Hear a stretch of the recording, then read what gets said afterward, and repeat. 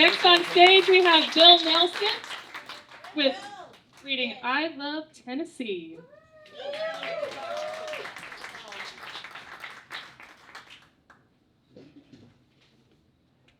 In 1976, when I was 14 years old, my parents let me take the bus down to the Erie Library.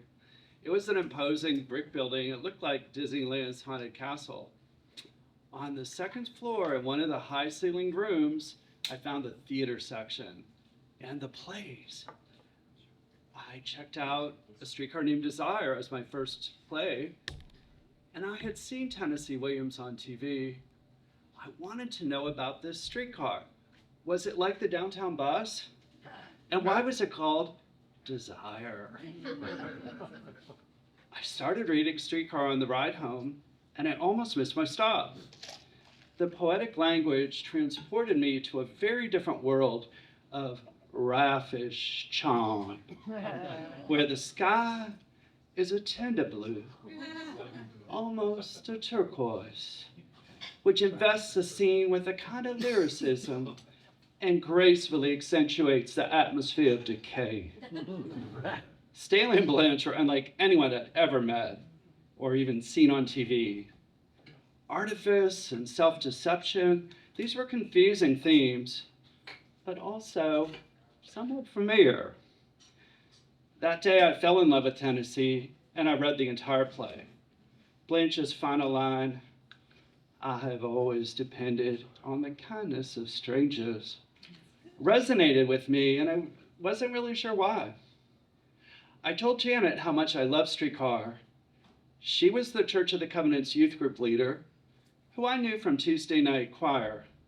She was in her mid-20s, taller than average, long brown hair, and a very enthusiastic manner, as if she was auditioning to be a Presbyterian minister.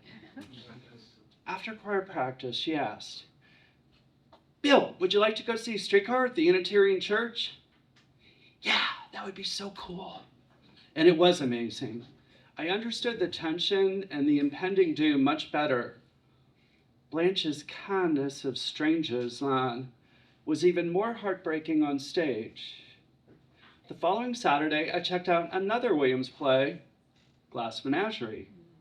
I was beginning to recognize the gay references in his plays. I deduced that Tom, the protagonist, was secretly meeting gay men when he came home after 2 a.m., telling his mother he'd gone to the movies. Tom's orientation was not overtly discussed, although there was never any pressure for him to marry. I guessed that he was gay and his mother knew, just as I sensed my mother knew that I was gay. Tom's late night companions were obviously gay dalliances. At the play's end, he joins the Merchant Marines to escape heterosexual society and his family obligations. He preferred the company of men, some of whom I'm sure were gay, or at least heteroflexible.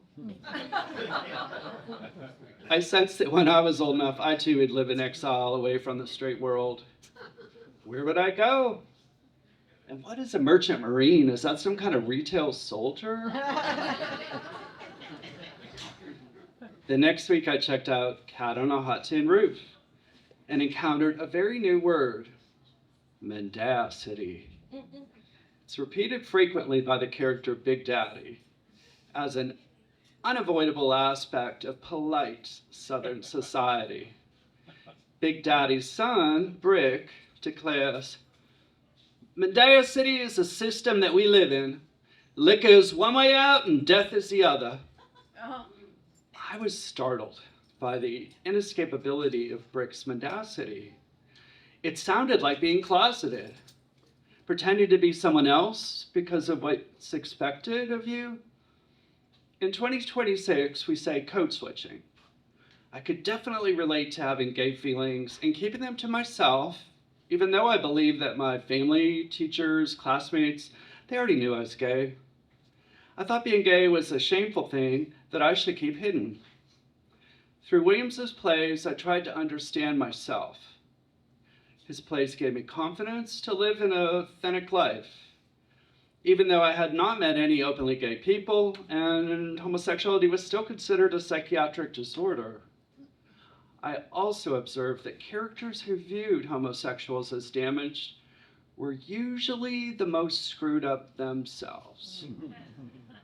I did not want to end up like Blanche, or Tom, or Brick. I thought I was navigating my gayness fairly well, but still had not told anyone. One night after youth group, Janet gave me a ride home. We sat in her yellow Pinto in my driveway with the motor running. She asked if there was anything I wanted to tell her. I don't know why I chose her, and I don't know why I chose them, but I blurted out that I was bi. I think I said that because that's how Elton John had recently positioned his own partial coming out. And in my teenage brain, bi sounded less shameful. I guess my understanding of things were a bit confused, and Janet was compassionate and understanding, but also a bit judgmental. We sat there for about 30 minutes, at least. I was not aware of the time other than thinking, boy, she's really wasting a lot of gasoline by running her car engine so long. And of course, she ended up telling my parents. Coming out was somewhat cathartic. However, I was not ready to turn this into a full reveal to everyone who knew me.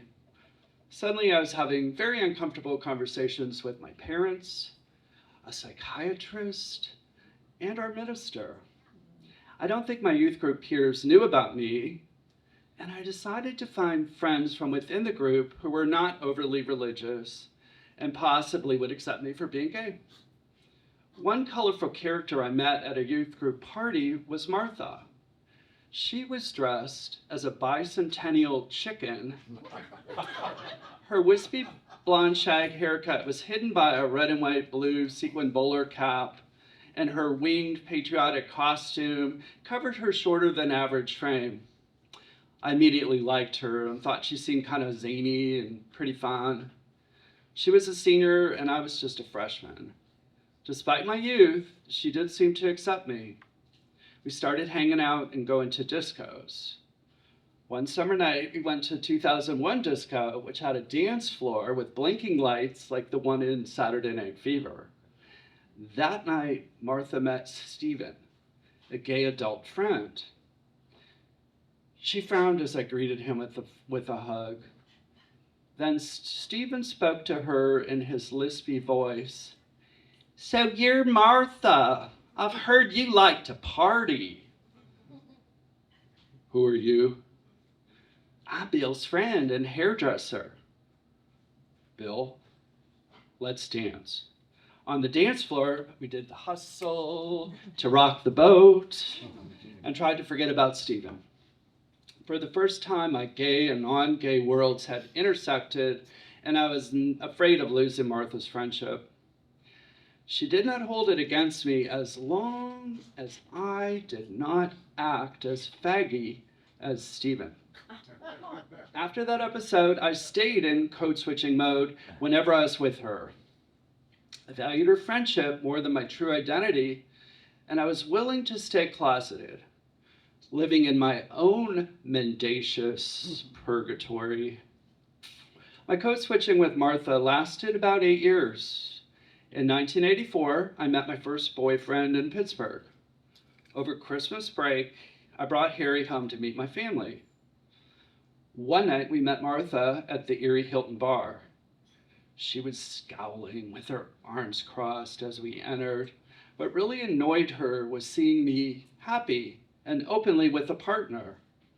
We were not pretending to be two dudes picking up chicks. "Martha, I'd like you to meet Harry." As Harry extended his hand, she turned away. "Do you want to go dancing?" "No." "How about going to see a band at Sherlock's?" "No." "Cruise State Street to the dock?"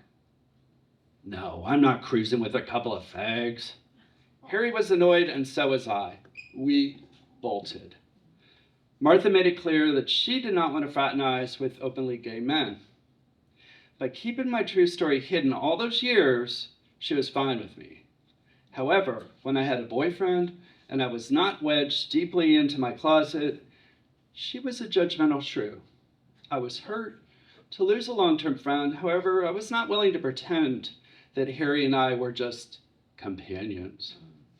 My mother and sister loved and accepted Harry, and that was enough for me. Many years later, Martha died in prison while serving a 12-year sentence. An FBI undercover agent busted her for attempting to hire an assassin to murder her husband. Code switching had been a way of life, and I was exhausted. Thank you, Tennessee, for showing me the importance of living an authentic life. Thank you. Thank you, Phil.